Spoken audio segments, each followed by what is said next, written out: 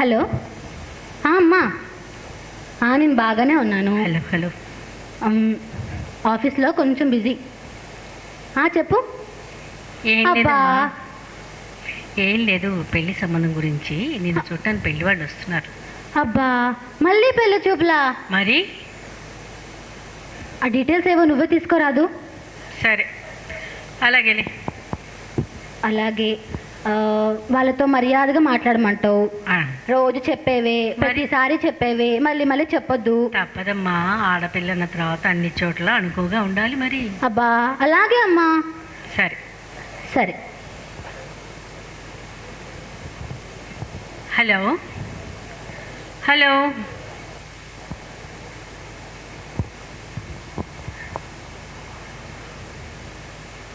రా నాయనా, తొందరగా రా, త్వరగా. ఏమిటి నీ మేకప్, నువ్వు నీది? తప్పురా అంటే అమ్మ, అవును. హలో, పెళ్లి కూతురు చూడమంటావు, చూసిన తర్వాత ఆ అమ్మాయి కాస్త నాకు ఈ పెళ్లి కొడుకు వద్దని చెప్పేస్తుంది. ఇది ఎక్కడిదిరా బాబు? అంటే నేను ఎట్లా చెప్పేదమ్మా, ఎందుకు అలా జరుగుతుందో నాకు అర్థం కావడం లేదు. నువ్వు ఈసారి ఒళ్ళు దగ్గర పెట్టుకొని అమ్మాయితో మంచిగా మాట్లాడి పెళ్ళి చేసుకునే విధం ఎలా అంటే, జీవితంలో అన్ని రకాల బాగుండాలి అనేతో మాట్లాడు, సరేనా? సరే అమ్మా, అట్లాగే మాట్లాడు. హలో, రామ్మా, నువ్వురా. చూడమ్మా, నా పేరు కామాక్షమ్మ.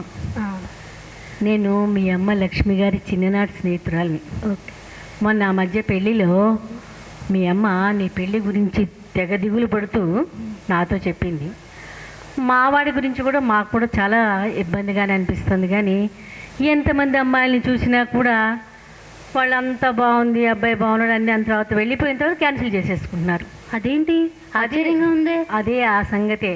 నువ్వేమనుకోకు. నీ పెళ్లి గురించి మీ అమ్మ నాన్న ఎంత దిగులు పడుతున్నారో, నా కొడుకు పెళ్లి గురించి నేను మా వారంతా దిగులు పడుతున్నాం.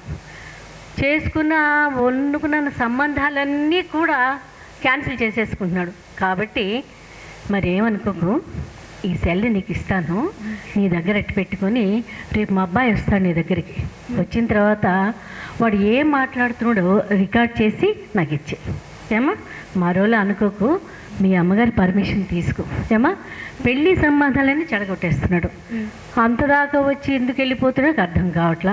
అసలు ఈ జన్మలో మా అబ్బాయికి పెళ్ళి అవుతుందో లేదో అన్న దిగులు కూడా పట్టుకుంది. కాబట్టి మరేమనుకోకుండా ఈ సెల్ నీ దగ్గర అట్టి పెట్టుకుని రేపు మా అబ్బాయి వచ్చిన తర్వాత ఏమా, వాడు ఏం మాట్లాడిందో నాకు రికార్డ్ చేసి రేపు సాయంత్రం వచ్చి తీసుకుంటా. తప్పకుండా అండి, తప్పకుండా.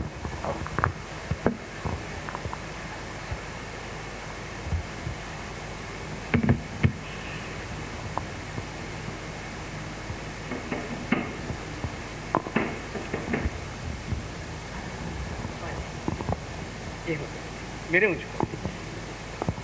నేను కామాక్షమ్మ అబ్బాయిని.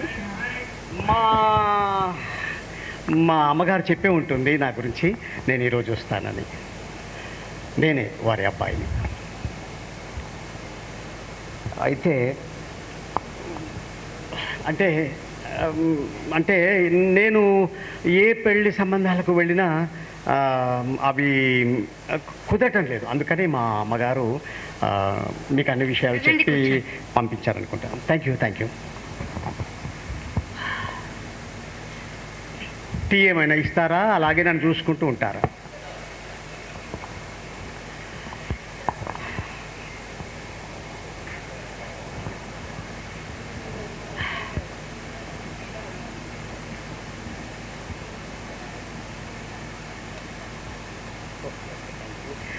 Thank you. మీరు కూడా తీసుకోండి.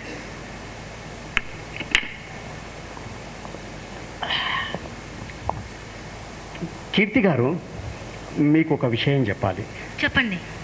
అంటే ఆ విషయాన్ని మా అమ్మగారు చెప్పి ఉండకపోవచ్చు బహుశా.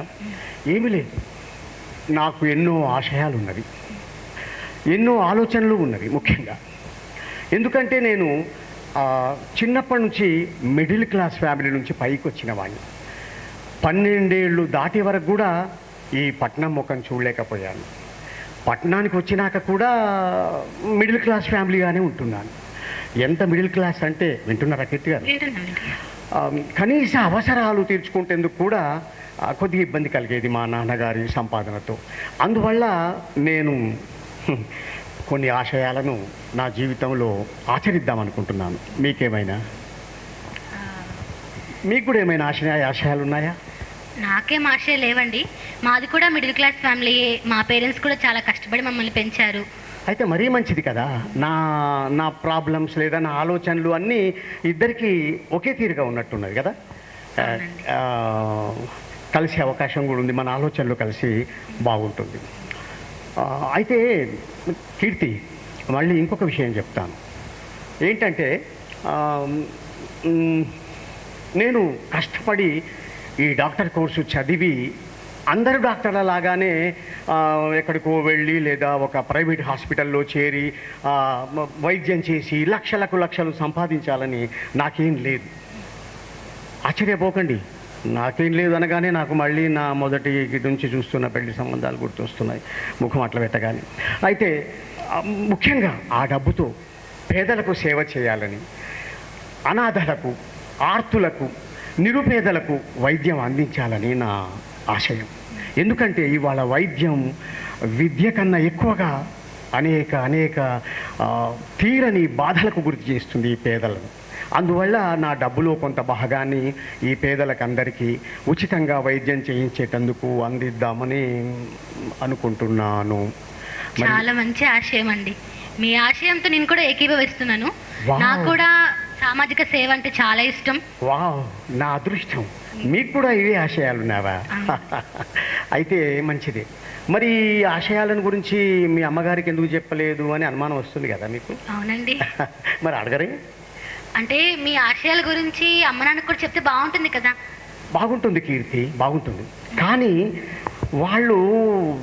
వాళ్ళు పెరిగిన వాతావరణానికి చిన్నప్పటి నుండి, నేను డాక్టర్గా ట్రైనింగ్ తీసుకుంటున్నప్పటి నుండి నేను చెప్పి అమ్మా ఇలా అని చెప్తే నో, నీవు మేం చెప్పినట్టే వినాలి, మేం చెప్పినట్టే చేయాలి, వైద్యుడిగా మారిపోయి బాగా సంపాదించాలి, నీ ఆశయాలు అవన్నీ పక్కకు పెట్టు అని నా ఆశయాలను కొట్టిపారేస్తున్నారు.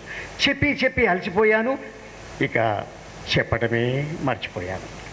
కార్తీక్ గారు, ఈ ఆశయం మీ అమ్మ నాన్నకి కూడా చెప్తే బాగుండేది. ఇన్ని రోజులు మీ సంబంధాలన్నీ తప్పిపోవడానికి గల కారణం ఏమిటో తెలియక మీ అమ్మ నాన్నలు చాలా బాధపడుతున్నారండి. ఆశ్చర్యంగా ఉందే, ఈ విషయాలు నీకెలా తెలుసు? సార్, కంగారు పడకండి. మీ అమ్మగారు మాతో మాట్లాడారు, నాకు అన్నీ చెప్పారు. మా అమ్మగారు మీతో మాట్లాడారు? అవునండి. ముందుగా అన్ని విషయాలు చెప్పారు. అయితే ఆ విషయాలు చెప్పినాక కూడా నీవు సంసిద్ధంగా నీ ఆశయాలు నా ఆశయాలు కలిసి ఉన్నవి అంటున్నావంటే మరి అర్థం చేసుకోవచ్చా? అవును. ఏమని? ఇంకో టీ తాగుదామని అయితే కాదు. మరి పెళ్ళికి ఓకే అన్నట్టే కదా? ఓకే.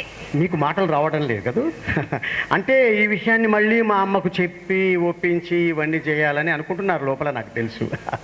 సరే చెప్పండి, చెప్పేసి ఒప్పించేయండి. అమ్మ ఆశయాలు కలిసినాయి కాబట్టి I'm so lucky, I'm happy. ఇది ఇక్కడ పెట్టొచ్చా? పెట్టండి. అమ్మా కీర్తి,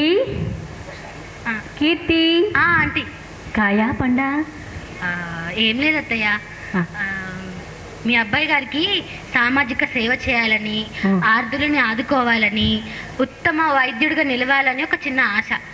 ఆ ఆశని కాబోయే పెళ్లి కూతురికి, కాబోయే వాళ్ళ భార్యకి చెప్పడం వల్ల అందరికీ అర్థం కాదు కాబట్టి వాళ్ళు ముందుగానే నో చెప్పుంటారు. ఏంటి ఏమన్నా నన్ను అత్తయ్య అన్నావు కదా? ఎంత మంచి మాట అన్నావే నా తల్లి, చాలా సంతోషం. నా కడుపు నిండిపోయింది. ఎప్పటి నుంచో అనుకున్నా నా కొడుకు పెళ్ళి నీతో పునిపడింది. చాలా సంతోషం అమ్మ. మీరిద్దరు కలిసి జీవిస్తూ దేశానికి సేవ చేస్తూ మా వంశాన్ని నిలబెట్టారు. ఖచ్చితంగా. Thank you.